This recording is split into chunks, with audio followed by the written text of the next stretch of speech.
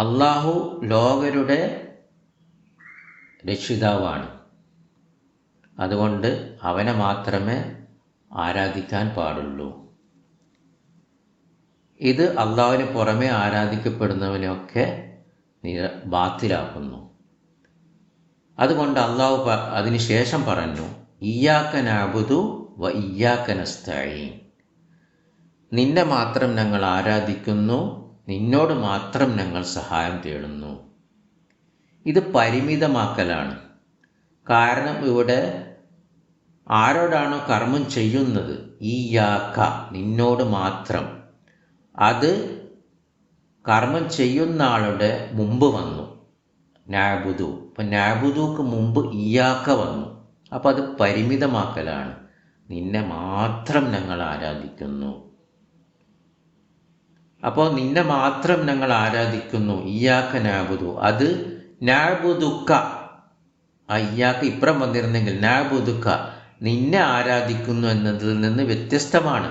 കാരണം നഅ്ബുദുക നിന്നെ ആരാധിക്കുന്നു, അതിൽ സ്ഥിരീകരണം ഉറപ്പിക്കൽ മാത്രമേ ഉള്ളൂ.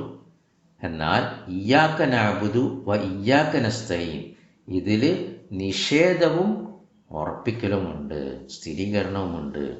ഇതിനർത്ഥം ഞങ്ങൾ നിന്നെ അല്ലാതെ മറ്റൊന്നിനെയും ആരാധിക്കുന്നില്ല, ആരാധന ശരിയാവുന്നില്ല. അതിൻ്റെ കൂടെ നിഷേധവും സ്ഥിരീകരണവും ഉറപ്പിക്കലും വരണം. ഇതാണ് ലാ ഇലാഹ ഇല്ലല്ലാഹ്. ആരാധനക്കർഹൻ അള്ളാഹു അല്ലാതെ മറ്റൊരു ഇലാഹുമില്ല എന്നതിൻ്റെ അർത്ഥം.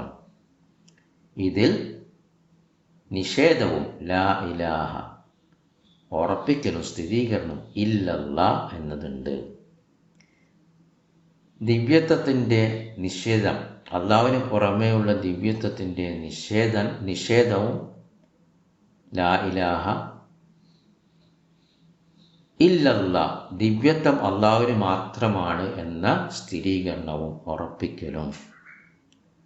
ബാറക്കല്ലാഹു ഫീക്കും. നമുക്കിവിടെ അവസാനിപ്പിക്കാം. സുബ്ഹാനക്കല്ലാഹുമ്മ വബിഹംദിക അശ്ഹദു അൻ ലാ ഇലാഹ ഇല്ലാ അൻത അസ്തഗ്ഫിറുക വ അത്തൂബു ഇലൈക്. അസ്സലാമു അലൈക്കും വറഹ്മത്തുള്ളാഹി വബറകാതുഹു.